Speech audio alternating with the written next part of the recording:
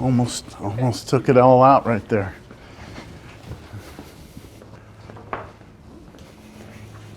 Let's see if anybody looked at the video. Let's see.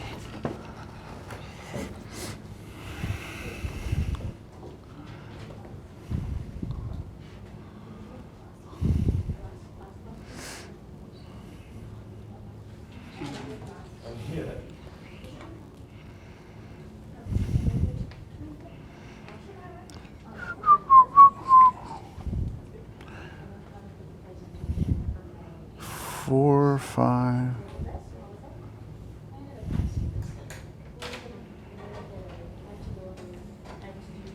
About 4 or 5 views. That's not bad.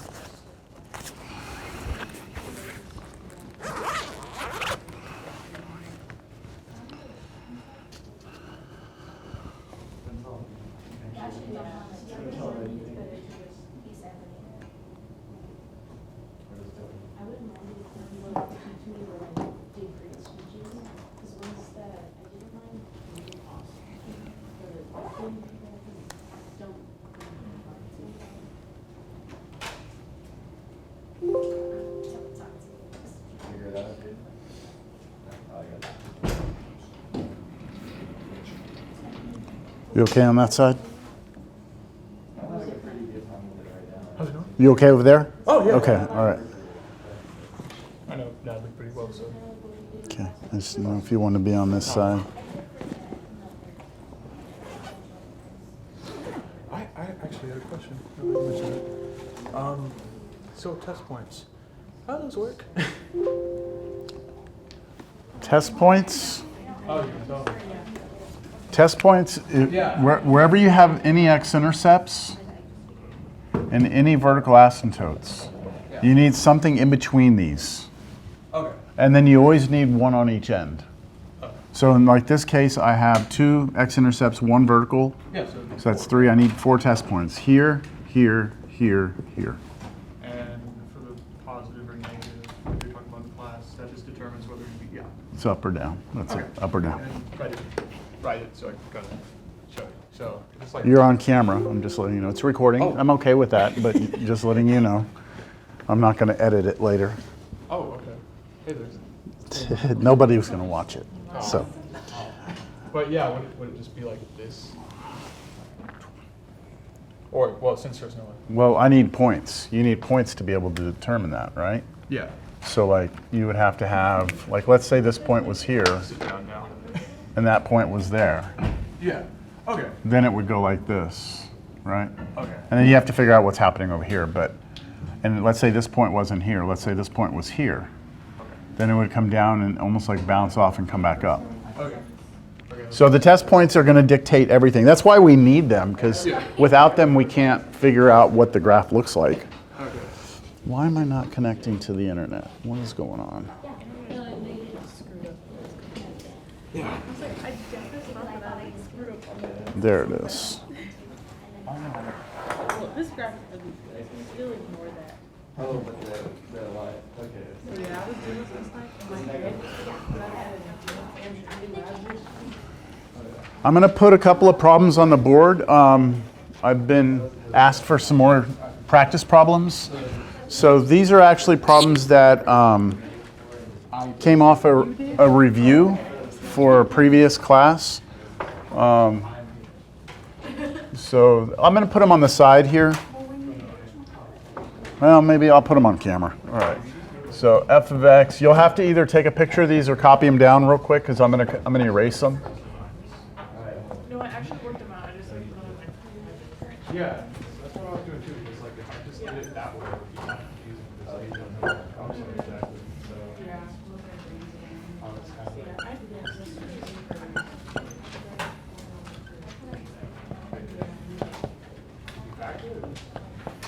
Yeah, it's factorable.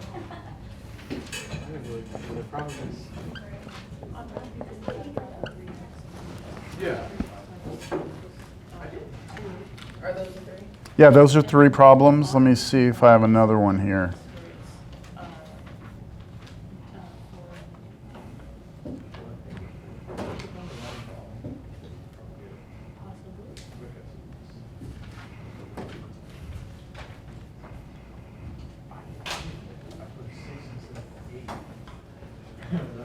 that was like, That makes sense. I mean, I put it on a graphing calculator. No, Here's another one I gave on another test.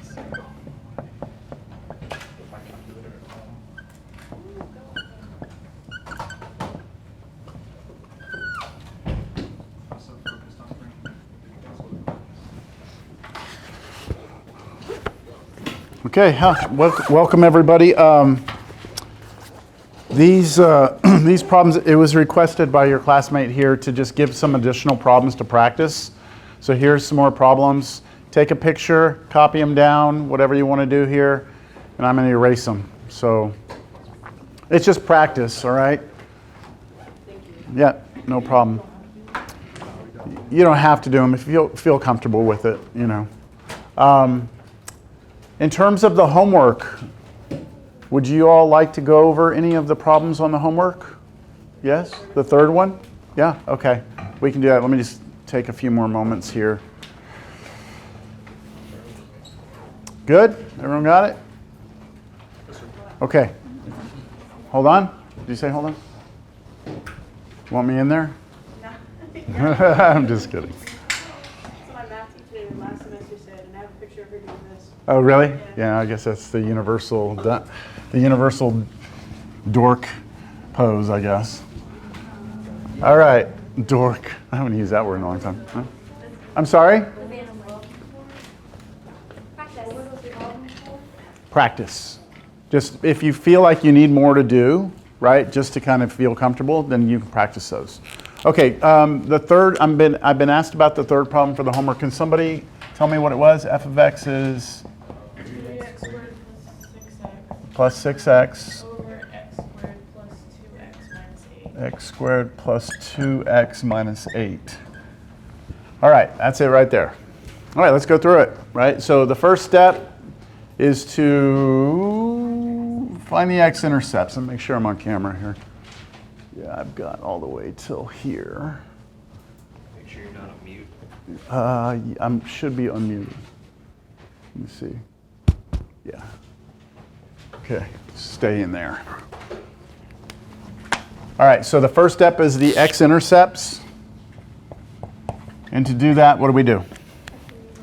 Set the top to 0, right? Set the numerator equal to 0. And so I need to set 3x squared plus 6x equal to 0. And then try and factor that, right? So how do we factor this? Factor out a GCF, right? Greatest common factor. They both have a 3, they both have an x. So pull a 3x out. You're left with, what's in parentheses here? X plus 2. And then, once you've done that, you set each of those equal to 0. So set 3x equal to 0, set x plus 2 equal to 0, and then solve these little equations here. So 3 times what number gives you 0? 0. The only number that would solve that is 0 itself. You could also just divide both sides by 3. If you divide by 3, you get 0. Here, to subtract 2 on both sides, you get x is negative 2. So I have 2 places where my graph touches the x-axis. All right, second step, we're going to find the vertical asymptotes. And to do that, we set the denominator equal to 0. So set x squared plus 2x minus 8 equal to 0. Factor that using the AC method, or you can use quadratic formula, but I think factoring is the way to go. I'm going to give you problems on the test that factor. Everything factors, all right, nicely. So without showing this work, I'm going to trust that you can get to this.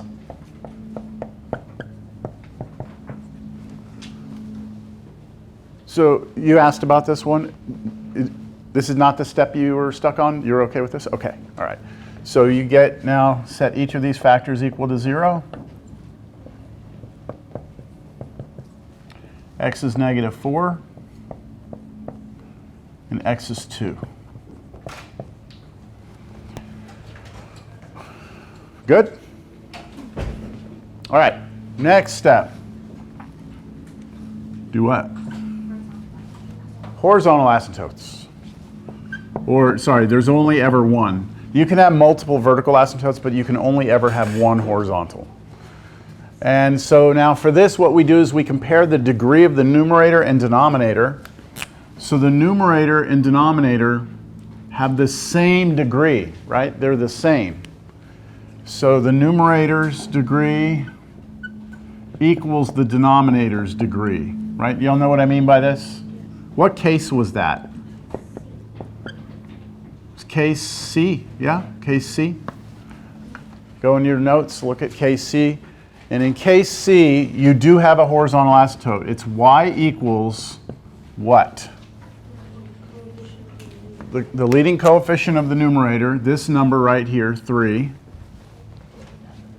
divided by the leading coefficient of the denominator, which is the number in front of the x squared there, 1. 3 divided by 1 is 3. Okay? The only time you ever look at these two numbers in front, the only time you ever look at those is when these numbers are the same. When those numbers aren't the same, you're not going to look at those numbers. You have two other results. That's case A and case B. All right. Fourth step, sketch it, right? I'm going to draw this now. Let me draw it in blue. So I start with my x-intercepts at 0 and at -2. 0 and at -2. Then I moved to step 2 here. I had two vertical asymptotes, one at 2 and one at -4. Yeah, so -3, -4.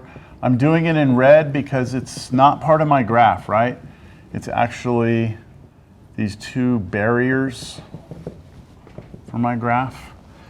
And what I'm realizing right now is that I actually need more space. I'm going to need to come this way, so I'm going to have to erase that.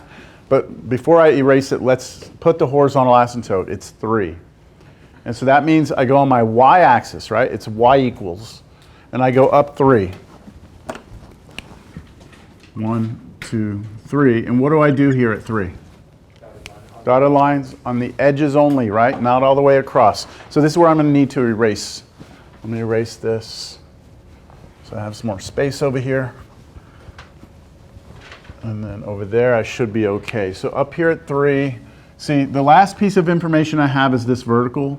So I just need to draw this over here somewhere. So up here at 3, right around there. And then over here, this is the last piece of information I have. So over here somewhere, there's my horizontal. Those are my magnets at the end that are going to pull my graph towards it. All right, good? All right, test points. So we count how many x-intercepts we had, 2. How many verticals we had, 2. And we always need one more than that together. So we need 5 test points. That's going to suck, right? So I need 5 test points. This is the 5th step, right? Test points. I'll need 5 of them. I need 5. And now I go get them. And I'll do this again in a different color. But the most important thing is when you get your test points, don't put dots on your x-axis for your test points, because then you might think they're your x-intercepts. So I use little x's instead. And we need 5 of them. And they can't just be any 5 numbers you want to pick. You always have to have something in between the x-intercepts and the verticals, and you always have to have something on the edges. So I need something over here on this far edge, over here. So what do you like over here? -6, okay, put a little x, -6. I like to circle it too. All right, so that takes care of something over there. Now, from this vertical to that x-intercept, something in between here. -3. Now, between this x-intercept and this x-intercept, I need something in there. So I can pick, what, -1? And then from that x-intercept to that vertical, I need something there, 1. And then finally, something to the right of 2, 3. 1, 2, 3, 4, 5. 5 test points. And now I have the pleasure of plugging 5 numbers into the function to figure out if we're getting a positive or negative answer. And there were 2 different methods to do it. First method was to just plug it in there and just get an answer, use your calculator. The other method was to write this in its factored form and then use the plus-minus thing. So what do you want me to do? I'm not going to do all 5 test points. Or unless is that where you had a problem? No? I think I just misplaced one. You misplaced? Yeah, if you get one, if you accidentally miss one, you're going to miss a vital piece of information for the graph. What's up? Oh, no, I was just saying, I think I made a mistake there too, but you have to like plot them all into the formula, or? You have to, as opposed to what? No, I was just wondering, I was curious, just because. I mean, we have to figure out what the function's doing at those 5 points. Yes, sir. You know? Yeah. Now, one could deduce that some of these you don't actually need to do it, but let's just plug them in. I mean, there's special cases, and I don't want to get into special cases, and let's just do something that's going to work every time. So let me do -6. I'm going to do -6 into that. I'm going to do it both ways, and then after that, I'm just going to tell you what the answers would have been. All right. So if I were going to do -6, I have to plug it into the function. Let's do it the grind out way. All right, which is to plug it in there. 3 times -6 squared plus 6 times -6 all over -6 squared plus 2 times -6 minus 8. And then I just grind this out. So -6 squared is 36. Okay, 36.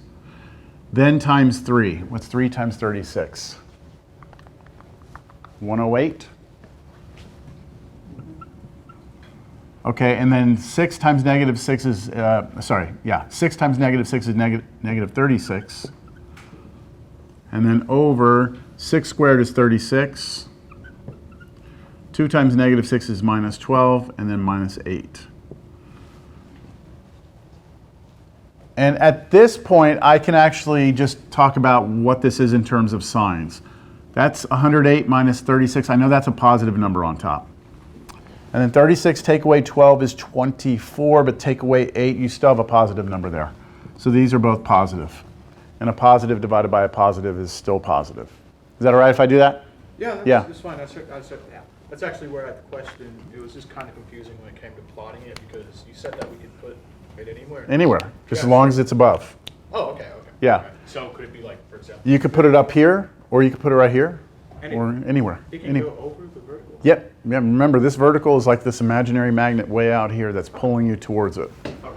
That's why it's so important not to draw this all the way across. So I'm going to do it this way. Just for now, I'm going to do it this way. I'm going to put it right here. After I'm done with the whole picture, I'm going to show you what would happen had you put it up here, how your graph would look different. Yeah. All right? Okay, so everyone got that? That's -6 in there, going the long way. Now the shorter way, or I think the shorter way, is to go back to the original function and rewrite it the way you had it written when you factored. You factored the top during step 1 and got that. And then in step 2, you factored the bottom and got x plus 4 times x minus, wait, hold on. This was plus up here. There we go. X minus 2, right? So that's the factored version of the function. And the reason I like that is because if I plug -6 into that,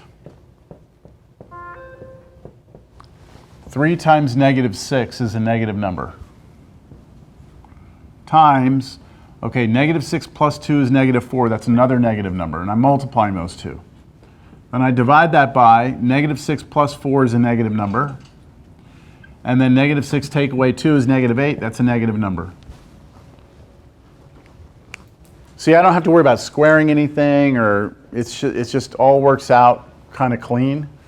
2 negatives multiply to be what? Positive. 2 negatives multiply to be positive. Positive divided by positive is still positive. So you get the same result, right? Good? This part, the test point part, is tedious, right? I understand. It's going to take you a little bit of time to get these points. So if you plug negative 2 in, doing it either one of those ways, you should get a negative number. Doesn't matter where you put it, okay? Just down. Oh, wait, sorry, not negative 2, negative 3. Scratch that. If you plug in negative 3, you get a negative number. If you plug in negative 1, you should get a positive number. And then when you plug in 1, you should get a negative number. And then when you plug in 3, you should get a positive. Let me put the positive way up here, like that. Is that what y'all got? Those of you who tried this, yes? Okay, now a lot of times on a test, a student will get all the way to here, and then from this point, they mess up the picture. Just remember that on your picture, it has to be a function, which means when you draw vertical lines, you should never hit the graph more than one time. I'll look at it again once we're done. All right, I like to start at my far left point, and I like to draw it to the left first. So when I draw it to the left, the magnet pulls me up towards it. So I'm just going to go up towards that and flatten out. And then when I draw this to the right, I have the vertical barrier in my way, and that's going to force me either up or down. And I know I can't go down because I don't hit the x-axis here, right? This is the only place I'm allowed to ever touch the x-axis. So I have to turn up. And that, again, is why it's so important not to draw that dotted line across, right? Because then you think you have a barrier or something. All right, over here, I kind of pick up my pencil, I come over here, and then I say, all right, here's my point that I have that's furthest to the left. And I try and draw that way, and then again I have the barrier in my way, so I either go up or down, and I can't go up. Well, could I do this? Could I do that? Why can't I do that? Because what? It looks ugly? Okay, so when you draw a function, it must pass the vertical line test, which means that any vertical line you draw can only hit the graph one time. And do you notice that if I make my graph turn like that, do you see if I draw a vertical line right there, I actually hit twice? So I have violated the idea of it being a function. So because of that, I can't do that. Like, that's not even possible.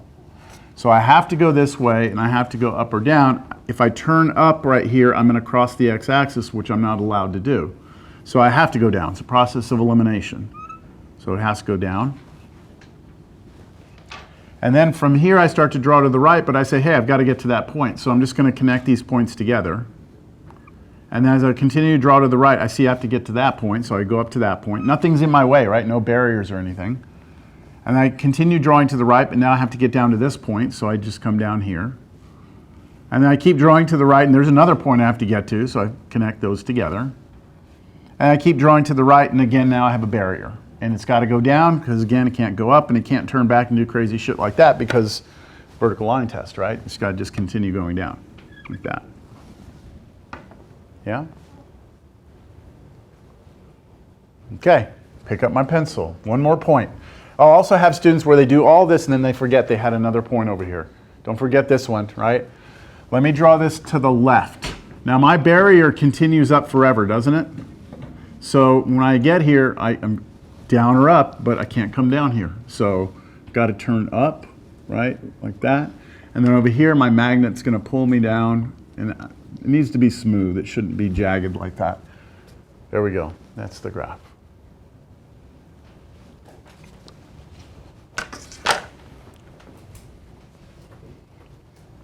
Now, what if you had put this point, I'll do it in black so you can see the difference. What if you put this point instead of here? What if you put it up here? Your graph would look like this. It flattens out towards this, right?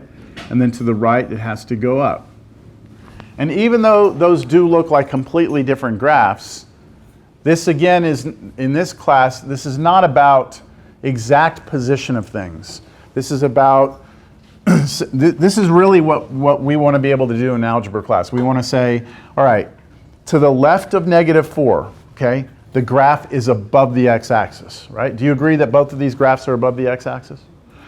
And also we can say that as we go that way, the graph gets closer to 3, right? Both of our graphs say that. The fact that one's on top, one's on the bottom doesn't change the fact that as I go out to the left, the graph gets, or the function gets closer to 3. I can also say that as I get closer to -4, my graph goes up to basically like infinity, right? That's the heart of what we want to be able to determine with our pictures. And these two say the exact same thing. Understand? Similarly, I could have put this point down here, right? And then it would have gone to the left, it would have turned up, and then to the right, it would have flattened out, right? So those are kind of like different variations of what the graphs could look like. Everyone's graph is going to be just slightly different, right? Like how you draw this is going to be, you know, you might, I don't know, you might come over and then drop, and then maybe you come like this and then connect. But our points should all connect together with a nice smooth curve. Questions? No? Okay, we are going to do one more example, and then we're going to move on. All right, we're going to move on.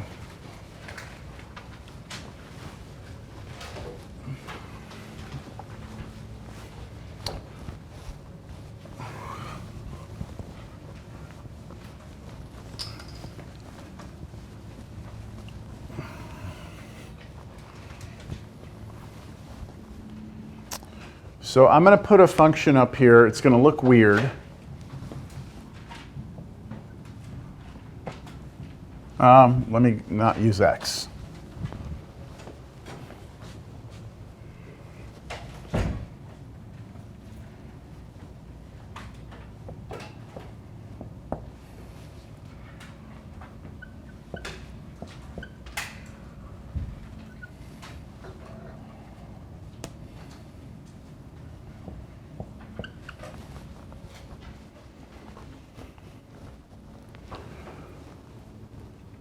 All right, so the first thing I want to point out is that this is exactly the same thing we've been doing. Okay, this is a function, this is a rational function, except I've changed some things. Instead of using f, right, we call our functions f, right, instead of c. And then instead of p, that we've been using the variable x, right? So this is similar to this.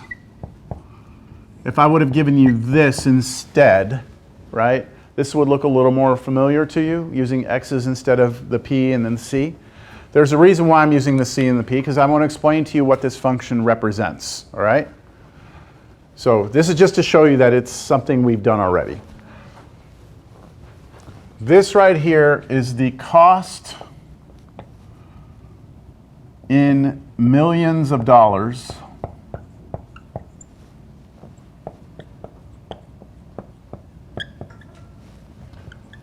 of removing P% of the pollution from the NVC, Northwest Vista College. I don't know, you want to call it a lake or a pond? What do we have out there? I'll call it a lake. It's not a lake, but we'll just call it a lake.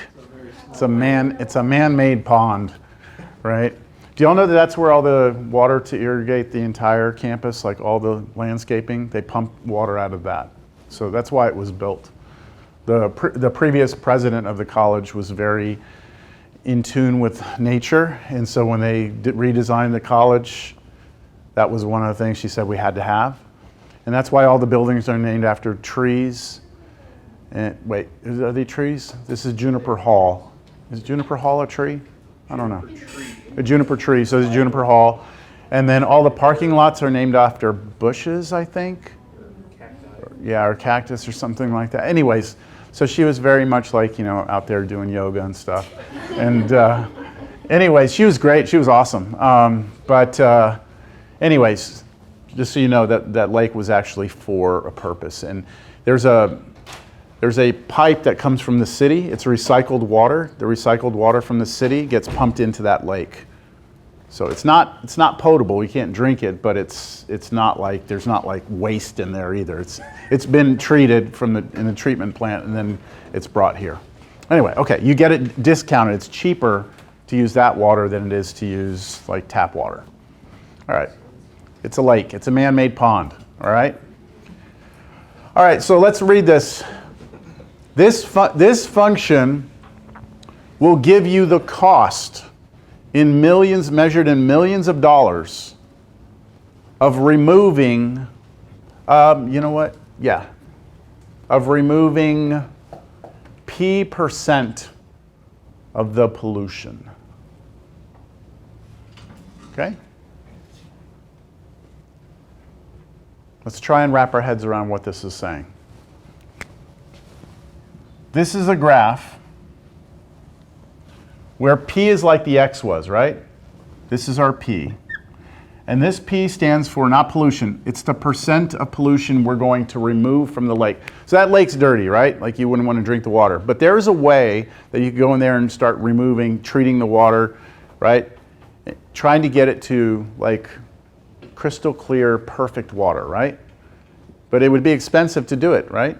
This function is going to calculate the cost of doing it. That's what this function does. So P is the percent we're going to remove. And then this right here is the cost, and it's measured in millions of dollars.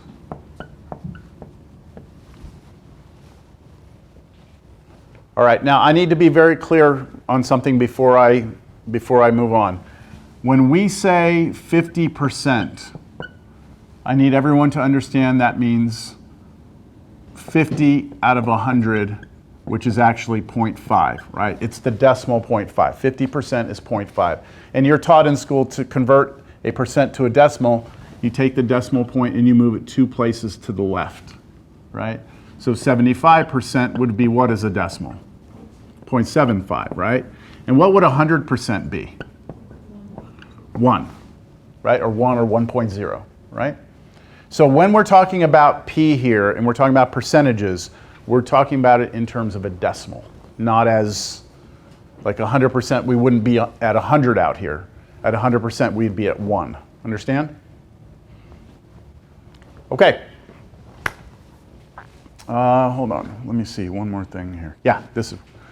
So if I asked you to graph this, right? If I asked you to graph this function, forget all that for now. Just graph the function. What would be your first step? It's the first step for graphing a rational function. Find the x-intercepts, right? So step 1 would be the